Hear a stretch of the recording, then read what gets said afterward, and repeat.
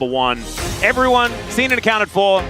We let everyone know the DK are on the blue side. T1 will then, therefore, be on the red side, but we're jumping straight into this draft. We're not showing you that that's where they are. Let's let the draft speak for itself, shall we? As already, the Azir to be taken away. Now, if they're going to follow the template, it's Azir, Lilia, and Ashe that are going to be taken away from T1, and then we'll see what happens. Instead, we're sticking to Shurima. Yeah, and it feels like a lot of teams have been target banning Faker, not just during summer, but also just generally, even back to Worlds last year. It's been a strategy to really limit these comfort picks he can lean on. Azir and Nasus gone, Lilia gone for Oner, and now T1, they ban away the Rumble, they ban away the LeBlanc, and they go for that Smolder. So Maokai has been left open and available. It's often a pretty high priority ban. And also that Vi is an option for Lucid as well. Obviously a pick he's pretty fantastic at. Yeah. Ziggs on the cards, but neither of these teams really had too much success with Ziggs, so we'll see how that one sort of shows up in this draft. If either team has been able to have time to go away and practice it, and it looks like D+, confident with it, will go for that Ziggs. Now the Ziggs does sync very well with the Vi, the whole point and click, undodgeable CC combined with a huge damage ultimate is very effective, so expectation is we'll see D+ pick up Vi, but Oner picking up the Maokai, something we haven't seen very much from him at all. And clearly both teams have gone away and done some preparation. So now Corki Maokai 41, a stable mid pick for Faker. Oh, I like this. Oner. The tree battle would make me feel a lot better than the Sejuani. Currently, I mean, Lucid in the regular season had like a 38% win rate on Sejuani, was his most played champion. This was 80% and was a whole lot better. The Vi going to be coming through. And what's stopping them from going like Vi Talia here? If they can get a little bit of extra damage coming from that top lane. Yeah, I think maybe they... Honestly, you could even take a support pick here for Moham and have it locked in before. The Ziggs Leona's been a really strong combo, so you could lean into that if you want to get it before the next phase of bans. Even if you're going to prioritize the Rel, but I think they want to go for the lane that really syncs well with the Ziggs. It also means that single target the Vi ult onto, Leona can follow up from a distance with the ult. That CC layered, very powerful. So now T1, they haven't really opted into anything for the bot lane. If there's something they want to pick up there, kind of now is the time. But I feel like we've seen Ashe and MF really struggle into the Ziggs specifically, so maybe Jhin would be someone they pick up, but instead looking for a pick here for Zeus, and I'm not hugely convinced by this. You know, the Xante's been fine. It's been a stable pick, but you're not using the counter pick for Zeus. It does mean they have counter pick for Keria though, so we'll have to see what they're able to pick up in this situation.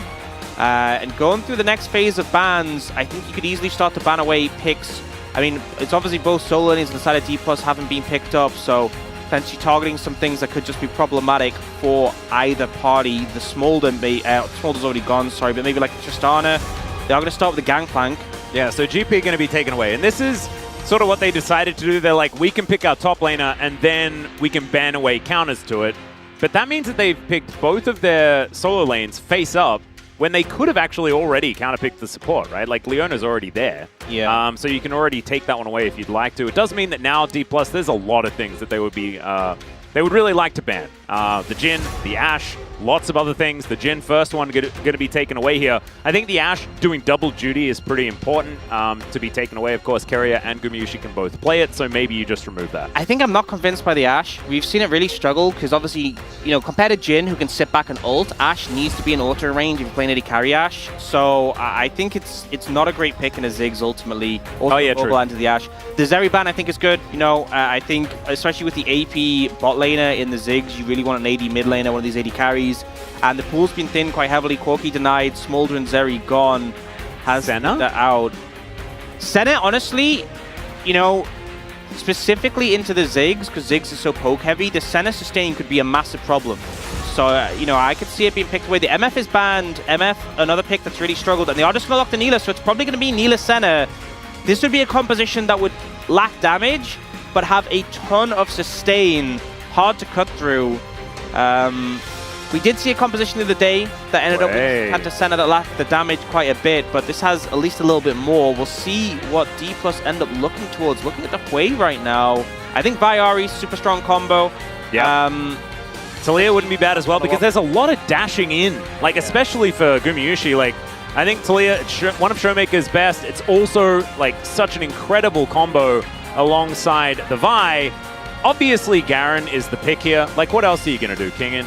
Like, Garen is the man. You know, Garen, way back when Cassante first shown up, was theorized as an OG counter into the Cassante. Obviously, Cassante ult gets low, you just ult him back. But it looks like they want a bit of sustained AD damage and are leaning towards the Gnar right now. We'll lock that in. I don't mind the Gnar, actually. Can play it a little bit more aggressively, and that is not Senna. That is, in fact, a lot of experience. Yeah, that's so much experience in the bottom lane, my god. And also, if we think about the play pattern of a Zilean combined with like a Maokai, you speed up the Maokai, you can charge in, you double bomb on top of the root. Really difficult to play against. We'll have to see how this one plays out. T1 putting a lot of faith in this creative bot lane, but if you're a T1 fan, you know, you might look at this with some reservations. Oh, this is crazy, but I think you want crazy from T1. You want them to be cooking a little bit in the bot lane. I feel like D+, a bit more standard, a lot of sort of lockdown, a lot of follow-up for that lockdown. So, you know, pick potential for D+ is kind of off the chain, but into a Zilean. You know, if your job is, I'm going to select one target and take them out, Zilean really hamstrings that. Yep, and T1's task is to win a game on red side. That's what they have to do. And I think every time they're on red side this series, it has to be Hail Mary. It has to be, let's try and put them on an uneven footing moving into this game, mix things up, because we've seen both of these teams be very powerful when they get blue side advantage. I think D+ have created themselves a gorgeous draft with this. Definitely some question marks about, you know, is aiming going to be that Ziggs player we're looking for? Will they have enough physical damage? And can Showmaker actually put on that pressure alongside Lucid this time around? I mean, this bottom lane is obviously what we're going to be focusing on the side of T1, and there is a lot of experience to be had for those two. See what happens. We dive into the Rift for game number 1.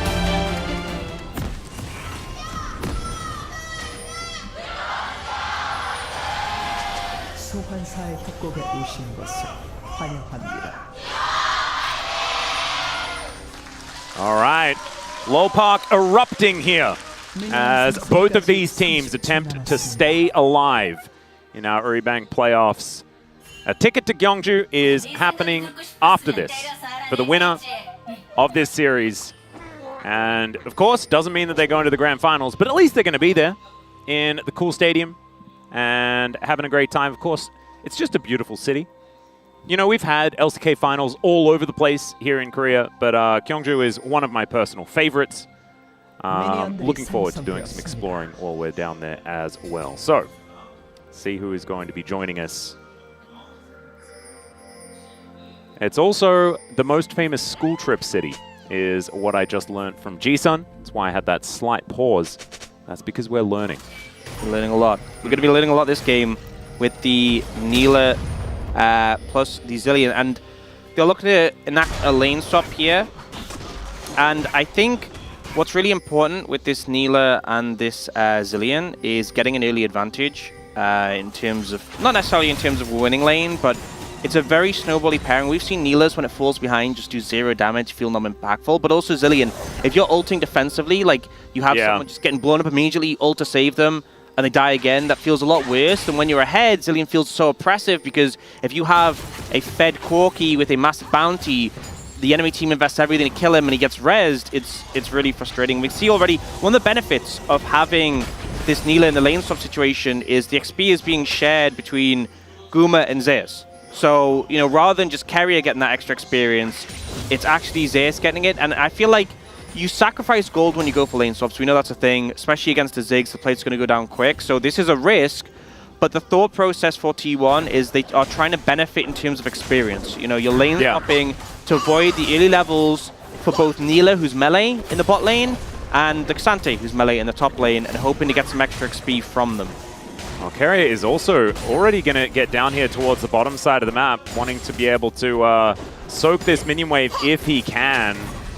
And with the bombs, with the fact that he did make it to level 2, should be kind of alright. Still going to not risk it. Yeah, I think Moham hitting 2, just, it's such an easy dive between those 3, so definitely scary. And seeing a bit of proxying here from Guma, definitely something that Neela can do well, a lot of wave clear, so, you know, no surprise they're going to see a bit of a short swap. We'll see King and TP back up towards the top lane, and it's 2 plates going down. TP was also taken by Guma, so sometimes we see the team who swaps, the other team can deny them from getting back to the tower. With a TP, with Keria being nearby, not even allowing that to be a thing.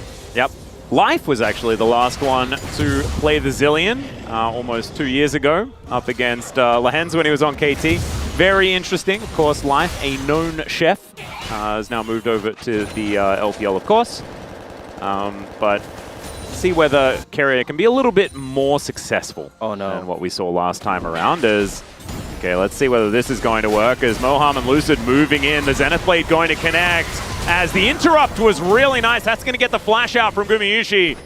And Lucid unable to actually find a kill here. Towards the bottom side will collect himself a bomb as, well, Moham will collect the bomb as he makes his way back to the lane. Yep. Good moves from Lucid there to punish the flash. One thing to mention, because Guma has that teleport, he doesn't have cleanse, but into the Leona you have your W, which can obviously mitigate. Yeah, the Shield of Daybreak. Yep. So powerful early, but definitely something to be concerned about Guma not having that cleanse later on. We'll do it again here. And something else to mention, it's not just the fact that you have the Jax effect of dodging autos.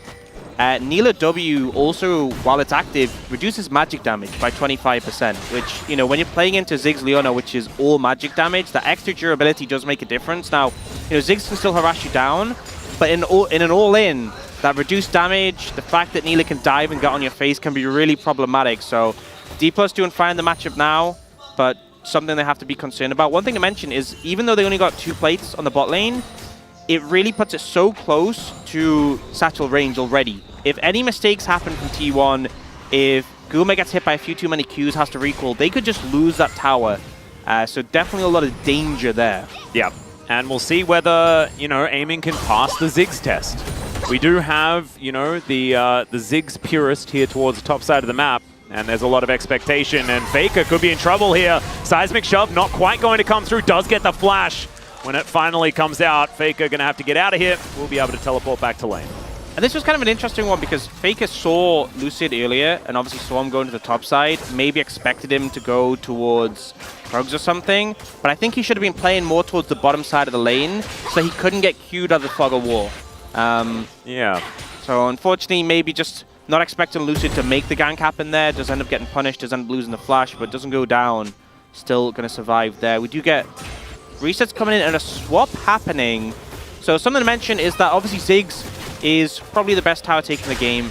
Neela is pretty good too, but you're still going to lose this race against the Ziggs if he gets tower access. But right now, because of the grubs, all of D+ lean towards the top side. The XP level up coming in. Guma already 6 for this grub fight. Yeah. I think the call for D+ should just be opt out of this and maybe try and set something up bot, but they're already here on the top side. I don't think they can get there in time. Yeah, that is going to be 2 grubs taken here. Is now Kingen with Meganar is going to find it onto Oner into the wall. He mistimed the twisted advance just a little bit, and there is the punch from Lucid to take first blood. They'll grab the second one as well as Showmaker collects the kill onto Gumayusi, and it's a disaster for T1 in the river. And it feels like this early game has really been around Guma getting level 6, using that power in the grub fight, but Kingen's Meganar ends up being more valuable. Aiming TPs in, Faker's not even there for the fight, and it feels like this early plan all kind of gone topsy-turvy for T1. Yeah, gone to the wayside. Is now Keria looking to try and hold on to this wave. We'll be able to slow down Moham a lot. Thankfully, Moham has that really cool ability to press W and take 0 damage from anything ever. Very strong. Yeah. Very powerful. Yeah, it's weird that it got into the game. Good old Eclipse. What a great skill. Okay, Oner going to be down here towards the bottom side of the map, taking this Rift Scuttler. And let's have a look at this fight one more time. I kind of missed when the apotheosis happened, and that's what I'm going to be looking out for because I was focused on Lucid being able to finish off this kill. Guma uses it kind of defensively here, but it's a Meganar, so you can't do too much with it. But the thing is, like, Faker's not even here, and Zeus is bot lane. So 2 members of T1 just weren't even at the fight. And also, when they were retreating from the grubs in that way, I think, honestly, when they wanted to get out, they should have gone towards the wall. Oner should have flashed, and maybe Guma had E'd over the wall to him. But when you walk up that way, the Meganar has such a fantastic angle to slam you into the wall, and it does end up backfiring quite spectacularly. Dragon is up right now, which obviously both teams could end up leaning towards. It was 2 grubs to 1 in favor of T1, but with the kills going over, I don't think you feel too happy about the outcome. I really love when Pool Party Ziggs satchels himself. Oh, it's the fins, you know, like the flippers in the air. It just looks fantastic. It's the best skin. It is actually just the best. There's some champions where like a new skin comes out, you're like, oh, is this one better? There's some where it's like, oh, this one's really fancy. It's called, no, this one is just peak Ziggs. It is. No. I don't think you could ever beat it. Like, I mean, another example is I don't think we're ever beating the train driver Ornn. Like, I don't think that's ever going to get beaten because it's just, it's so fantastic to be able to throw trains at people. Like, that's really cool. It's pretty good. The goofy skins are always peak, you know? Oh, yeah. Anyway, there are some goofy ones that I'm like a huge fan of, like the Earth Corky. Yeah, I felt like that was a bit of an abuse case. Yeah, seen a bit too much. And also, you know, if you compare, like, especially with Earth Corky, there's also the Corky. Yeah, Corky, which is just, you know, that is peak. That is true. That is true. It was certainly upgraded. As a result of all of this, 800 gold going to be the lead here. DK is another Mega Gnar into the wall here from Kingen, as they is taking a lot of damage. Of course, this is Kingen moving towards the end of the year, and that is a scary prospect. A dive potentially on the cards here, but All Out still available here for the K'Sante. And remember, I mean, it was Showmaker that coined the copy pasta, so DK knows exactly what to expect from this champion. Showmaker was walking top, and maybe he thought about that, and that's why he backed. Yeah, he's like, oh no, it's K'Sante. No, I'm going back mid. I'm going back, but you can handle this on your own. Yeah. And it looks like Kingen lose a Mega Gnar. They opt not to go for the dive in this situation. Dragon does go over to T1, so they have been able to pick up that. And Oner grabbing the early locket. Seeing all the Maokais move towards this for quite a time. It was the Zeeks for that early stat rush, but the active not really contributing that much for the locket. Really powerful. Because it's such a cheap item, you're getting it so much quicker than any other jungler is going to complete their first item. Yeah. Kind of like it. Definitely better than Liandry's that we've been seeing from some of our Maokais, trying to make up for some of the lack of magic damage from some of these compositions that we have seen come through. It's only Faker with a slight gold advantage in that mid lane, but it is very, very slight. And now aiming with some spare time here on this bottom side, and it's 10.5 minutes into the game, and he is heading towards satchel ability on this outer turret. Zeus coming down to look to defend, but I think it's a couple of punches, and Lucid will be able to take this one. Doesn't find the Vault Breaker. Oh, no. The satchel going to be used away from the turret. Not sure about that one, as we have an Ignite going down. He walks through the minefield, and that's going to be cease and desist coming in. Can they kill him in time? Yes! Is the answer to that, and Moham will go down as well. So a 1-for-1, definitely best case scenario here for Zeus. Yeah, very scrappy there, and you saw Aiming use the satchel to try and disengage Zeus from the tower, but then by using the satchel for that, and it obviously ended up missing. He couldn't disengage the turret from its life, unfortunately. Yes, which would have made that dive a lot easier and Moham's life a lot longer. And in return, you know, obviously Ziggs, one of the best tower takers in the game. Oh, the double dash. Yeah, Kingen a little bit too far forward here as the teleport's coming in, and he's got Mega Gnar coming up as well. The Apotheosis already down as Nature's Grasp just to try and get them out of here. He will be successful in doing so. So good disengage there from T1, but possibly a little overzealous. I think, though, they're happy with the result. They got the extra TP from Showmaker. And the flash. Yep, so I think the resources expended there are good, but it kind of shows that, as I was saying, even though Ziggs, one of the, well, probably the best tower taker in the game, Neela's still pretty good as well and able to match it. We see the double TP coming out, so Guma's going to go bot and focus the tower, and Zeus, he's back on that weak side duty. He's like, you know what, you 1-for-1 before, you're doing a pretty good job at it, we'll put you up to it again. Well, I'm hoping that they move Ziggs up here. It's still, you know, you got plates for another 2 minutes as Seismic Shove not going to quite find the CC onto Zeus, but is going to be able to get the damage as Moham's making his way in. The teleport from Aiming is going to get there, and it's another chain CC onto the K'Sante. This time he's unable to take anyone with him as the ulti back there. This time the Twisted Advance was good, and Oner is able to escape death, but the turret will not, and T1 looking to try and trade it with an inner here towards the bottom side. Yeah, so in terms of turrets, you know, you get the plates mid from Faker. Oh, the ult's going to come in from the Ziggs. Plate's still going to go down. So Faker's getting a decent amount of gold there. Oh, in the bot lane. Big. Yeah, I mean, this is the tower taking potential of this Neela. But still, it feels like T1 putting Zeus up there maybe didn't pan out the way they hoped. Hoping he could survive a little bit longer to defend the turret. But obviously the Ziggs coming in just absolutely destroys it. Right now, though, you know, one of the things with the Neela is there is a ton of sustain in this champion with the Bloodthirst Affairs. Aiming already picking up an Oblivion Orb to try and mitigate that. One of the things that I'm a little bit worried about here for T1 is we've seen an example of it already. We'll see it right here in the replay. They can 100-0 you while you're chain CC the entire time very, very quickly. Yeah.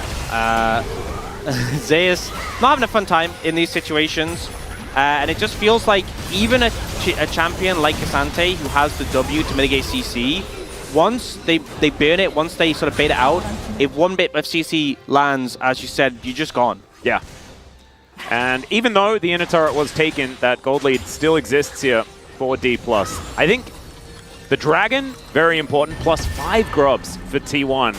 And so as far as early objective takes are concerned, T1 in a very, very good position right now. We'll see whether they can continue stacking up these Dragons, which could really help mitigate the slight gold disadvantage that they have right now. I am interested where the gold is, because obviously Guma got a lot of gold from the towers. Faker also got a lot of gold from those plates mid. So I feel like maybe Zeus is probably the one struggling in the gold department right now the most.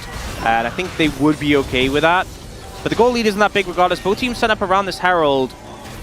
Oh, Solar Flare going to connect here. No one to Twisted advance to, and there's the chain CC once more. They do get the Chrono Shift out, but Oner, can he make it out of there is the question. The answer is going to be yes. It's a big cooldown now missing, though, as Mega Inferno Bomb comes in onto Faker. He does flash away. Morgan now trying to stay in the fight. The AoE damage is gigantic. His Kingen is coming in to clean it up. They didn't even need him. And T1's health bars are so extremely low. All of them melt in the end, and that is 4 for nothing in favor of DK. Just decimation. The fact they take out Oner without even needing the Vial. It's a great ult leading a charge from Moham. And yes, the Zillion ult is there to save Oner, but it doesn't really change the state of the fight. It's not like Oner comes back up and says, right, time to fight. I have value from me being back alive. His ult was already down. And D+ are just quick to clean up in return. And now mid T1 goes down without the Herald even being needed. A huge blow for T1, and that sort of close gap in terms of gold has just expanded massively. We'll see the replay here. So Moham, fantastic job, just throws the ult outright, catches it. The Maokai ult is thrown, and the Zillion ult, just to try and stabilize this. But the thing is, the Vial's still there. Faker gets focused, and he is able to flash out so he doesn't die. But he's chunked. Oner's chunked. The re-engage attempt comes in.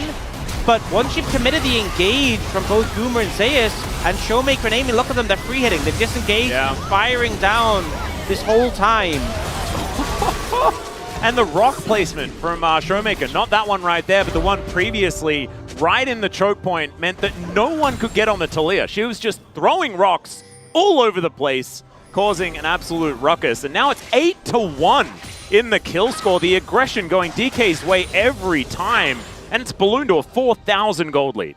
It feels like there was a very specific strategy that T1 had in this game around the Neela Zillion. And we've seen snippets of what they were hoping to do, but it feels like they haven't really been able to achieve this, and they've just been absolutely annihilated in that fight. And now it gets really scary because the Neela Zillion, when they're behind, really these champions just feel nowhere near as impactful. Like, Neela's going to go in, she'll do a big whip, she might drag someone forwards, but where's the damage going to come from to really finish them off? We've seen Neela really struggle to get big damage out in these fights. Your only real big carry threat is Faker, who, you know, compared to his opposition is behind, who's going to have to deal with like a Vial. And the thing is, if Vi ults Faker and Faker gets rezzed by Zillion, he doesn't die, but he's not doing any damage. And you also can't Valk out, right? Because you just get to lay the rocks down, and then how is he ever supposed to escape? I think that the Talia